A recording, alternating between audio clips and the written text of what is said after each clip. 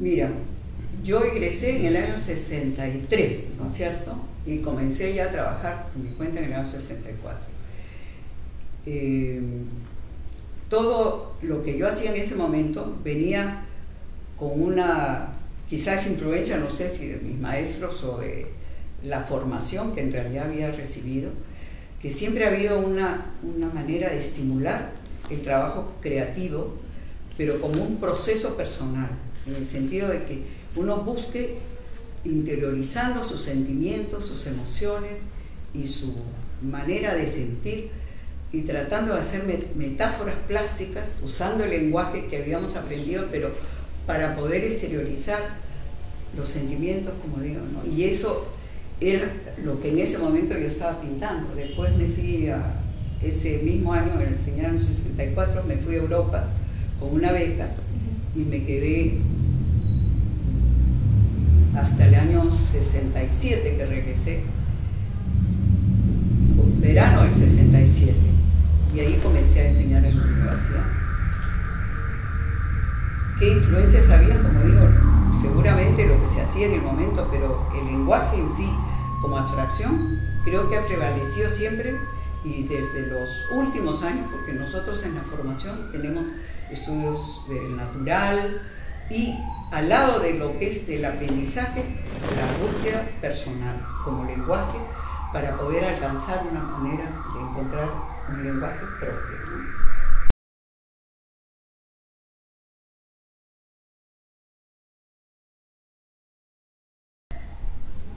Quizás insisto en lo mismo, ¿no? Que esa influencia, primero a la admiración en la obra de Cirlo, que siempre me ha parecido estupendo pintor, excelente maestro, y en el caso de Vinternes, que no necesariamente era una persona que hacía pintura abstracta, porque en esos años todavía no dedicaba totalmente a la pintura abstracta, después también entra la abstracción, puede haber influido, pero en todo caso, como digo, no era tanto Vinternes, sino quizás mucho más cerca al interés de la pintura de Cislo, ¿no? Que no puedo negar que siempre me ha motivado muchísimo y me ha influido para mi propio trabajo, pero tratando de mantener, como digo, esa distancia, porque la búsqueda ha sido siempre encontrar un lenguaje propio, ¿no?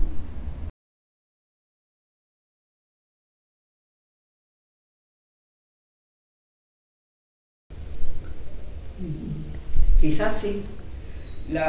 Al comienzo, cuando yo llego de Francia, comienzo a trabajar acá y hay una búsqueda de mucho más materia, mucho más color, con una influencia seguramente de todo lo que había vivido y visto, y buscando una calidad pictórica siempre con mucho más materia. Y hay trabajos de textura y de búsqueda de pastosidad y de calidad muy diferentes. Y dentro de ese camino, digamos, siempre me había gustado mucho el dibujo. Como ves, todavía hay cosas de dibujo de diferentes épocas. El dibujo ha sido siempre una manera de acercarme antes que la pintura, que el color directamente. Y entonces empecé a dibujar mucho y a hacer diferentes tipos de materiales, tanto como pastel, carboncillo, acuarela o el óleo muy diluido a veces, pero toda una serie de dibujos que en un momento me di cuenta que tenía una cantidad de dibujos que nunca, no me lo había programado, sino simplemente en el interés de llegar a poder encontrar una manera de acercarme buscando cómo encontrar una eco, diría yo, o una manera de expresar lo que sentía y lo que quería en esa siempre búsqueda personal. Y entonces me di cuenta que había hecho muchos dibujos y quise experimentar con unos primeros que tenía en ese momento unas telas trabajadas, primeramente en el óleo, en la tela preparada para trabajar con materia, como te decía. Y en ese momento, cuando hice todo ese proceso de dibujo, tenía 2 pedazos de lino grandes que había dicho, los guardo hasta el final y voy a buscar qué hago ahí. Y en esta búsqueda de la materia diluida y transparente, me metí a hacer estos dos últimos trabajos con tintas, que no había hecho hasta ese momento, y porque la tinta era el material, había hecho tinta china y había trabajado con tinta china mucho, pero no necesariamente lo había trabajado en color, y además en formato de 2 metros por 1,80 m más o menos eran los 2 cuadros que iba a trabajar. Y entonces me lancé a hacer estos 2 trabajos con tinta, haciendo toda una experiencia nueva del material, porque tenía que secarlo con secadora para no esperar tanto el tiempo, digamos, y saber cómo llegaba a quedar la transparencia con la tinta. Yo misma inclusive pigmentos los trabajaba, compraba los pigmentos puros y los diluía yo y los usaba con más concentración o menos concentración de densidad para poder trabajarlo como yo quería, con esponja. Es toda una experiencia que viví en ese momento, porque se me ocurrió que la transparencia me estaba dando unos resultados que realmente me sacaban mucho de lo que buscaba decir, ¿no? Y entonces hice estos 2 trabajos y de ahí me quedó esa experiencia muy positiva, encuentro, de querer realmente seguir trabajando en la transparencia. Y entonces decía, pero la tinta es un material que no sé cuánto va a durar, porque la luz se la come muy fácilmente. Y entonces me empezó a preocupar eso, cómo podía conservar para que este fenómeno no suceda, ¿no? Entonces busqué cómo el óleo lo podía diluir al máximo y empezar a hacer experiencias con óleo para que eso me permitiera que quedara mucho más fija la materia. Y empecé a hacer esos caminos ya con la técnica diferente, y poco a poco fui llegando a eso que también está hecho de la misma manera, ¿no? Que es lo que hago hasta ahora. Pero al lado de la pintura siempre he hecho también dibujo y he hecho pintura, porque la materia la trabajo así, de transparente, pero hay capas mucho más gruesas y hay capas mucho más delgadas, pero que siempre están trabajadas casi líquidas, ¿no? Para poder llegar a que la materia no se perciba, digamos, como una textura, porque no me interesaba ya ese camino, ¿no? Y es así como llego más o menos a la búsqueda que tengo ahora, ¿no?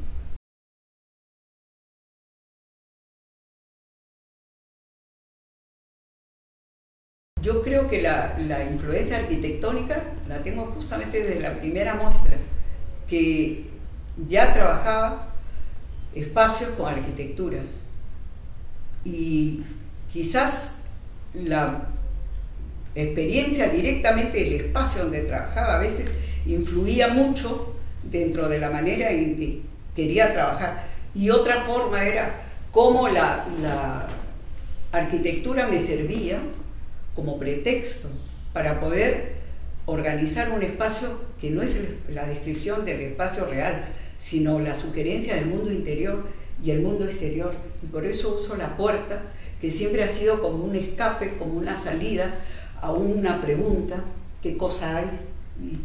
¿Y qué hacemos acá, ¿no? Y entonces la arquitectura viene de esa manera, incluida en la pintura.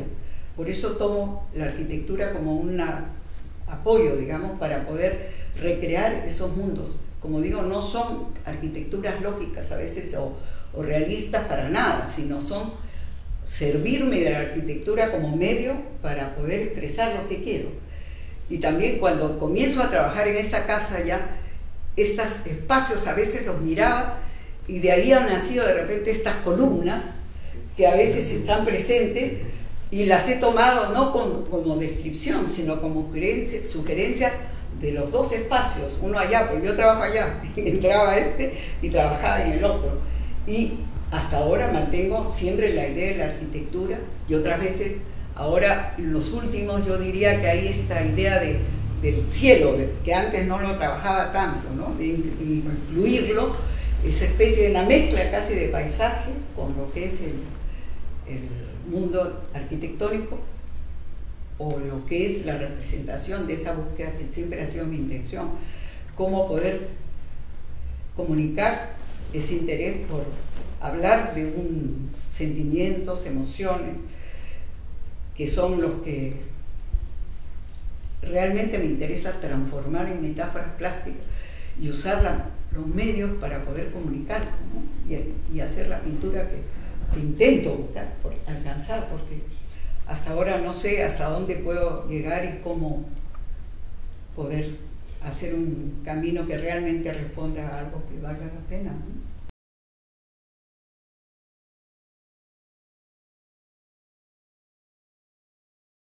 Sí, porque ya te digo, por esa necesidad de que no me interesa reproducir lo que vemos ni que se lea una imagen muy descriptiva, para nada, nunca me interesó. Desde que ya era alumna siempre buscaba que no fuera así, y he tratado de buscar un contenido a las formas, ¿no? Encontrar formas que según lo que busco pueda ser capaz de representar una carga de contenido personal, y eso hasta ahora es lo que busco siempre, ¿no?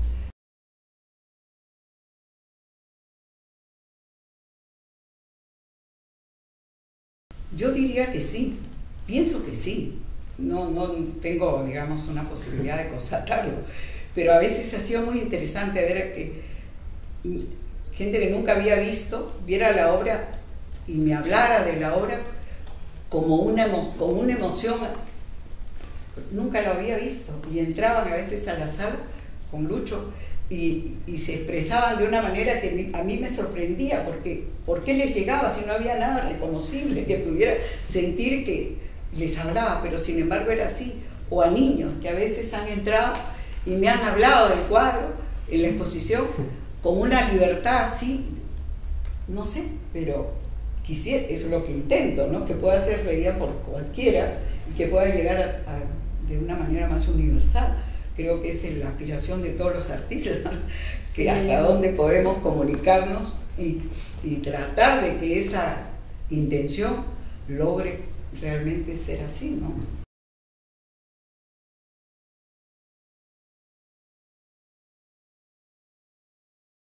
Ahí es el culpable Lucho, porque nos invitó a una exposición, ¿te acuerdas? Sí, una linda exposición en que juntó a un artista plástico, o hasta un fotógrafo, creo era, sí, también, ¿no?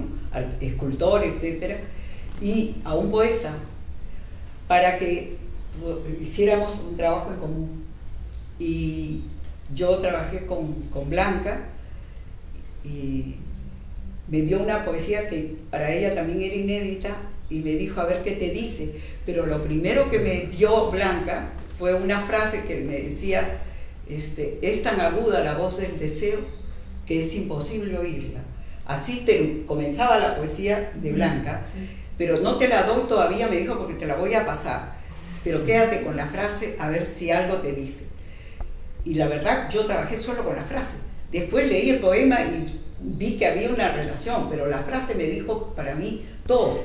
Y entonces cuando ella vino y vio la obra antes de la exposición, me dijo, no pensé que ibas a poder trabajar solo con la frase. Le dije, bueno, no sé, dirás tú si está o no está, en qué medida se ha podido trasladar, pero fue una experiencia muy linda realmente, porque a mí me gusta mucho la obra de Blanca. Era una mujer muy profunda, muy intensa y muy auténtica, y entonces el poder hacer algo con ella fue una experiencia realmente muy linda, muy buena, muy interesante.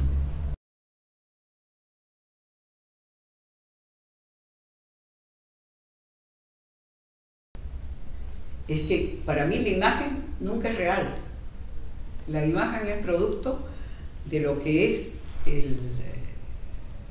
la capacidad, digamos, de transformar ese mundo en una posibilidad de una lectura de algo que no es, como digo, responde a la descripción realista, sino es crear un mundo que puede sugerir muchas posibilidades de lectura, y de esa manera es un ideal, es una cosa que no es realista y es idealizada porque no existe, ¿no? Entonces, el poder hacer esa transformación es lo que creo que motiva la posibilidad de pintar, ¿no?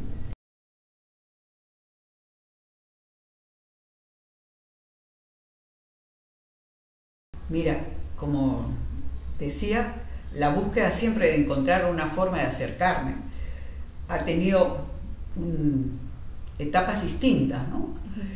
Y esta actitud de acercarme a la tela, que en los primeros momentos me acuerdo que era muy importante. Yo me enfrento a la tela sin nada y busco una actitud de concentración que me permita llegar a plasmar lo que siento en ese momento, o lo que he intentado guardar, acumular después de mucho tiempo de identificar cómo va a ser esa forma o cómo va a ser esa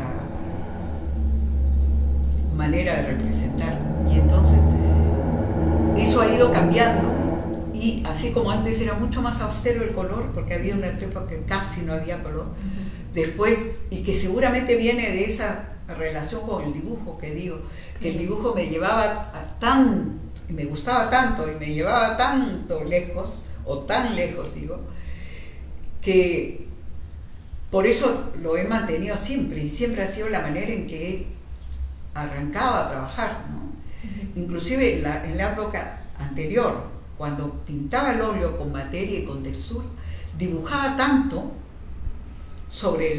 o sea, avanzaba el planteamiento del cuadro, el dibujo, y un día dije, ¿por qué no lo dejo así? Y quizás ese momento fue el momento que dije, comencé a dibujar esta serie que decía, porque había avanzado tanto el dibujo en la tela, y después lo transformaba con materia, textura y todo lo demás, y dije, en algún momento voy a hacer todo lo contrario. Entonces empecé por eso a buscar de esa manera. Pero dentro de esa evolución hay momentos en que hay una necesidad, no te podría decir exactamente a qué responde, quizás a la necesidad de que ya esta especie de presencia, que hay momentos en que no son parte de lo que realmente quiero decir, y tratar de que el espacio mismo sea el que comunique ese contenido. Y entonces la presencia de la forma ha ido juntándose con esta especie de construcción más geométrica, y se han ido juntando tanto una como otra, o tomando una de otra, y se han unido, y hay momentos en que casi no hay presencia de figura, y otro momento en que hay todavía algo que se lee, pero siempre de una manera un poco más geométrica últimamente. Creo que es lo que intento buscar, pero siempre hay un regreso, a veces siento, a la presencia que sugiere la presencia humana, pero que no necesariamente me interesa representarla como tal. Pero estas sugerencias son las que hacen que en algunos momentos sea más evidente, y en otros momentos prescinda casi de la presencia humana y me quede solamente con la geometría del espacio y el espacio mismo, ¿no?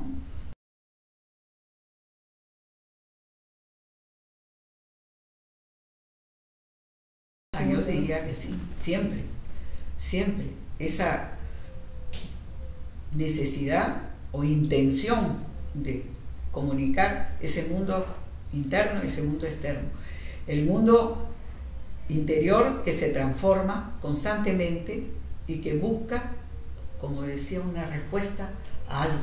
Y entonces quizás en la manera formal ha ido evolucionando y cambiando, pero la búsqueda va siempre hacia el mismo camino, ¿no?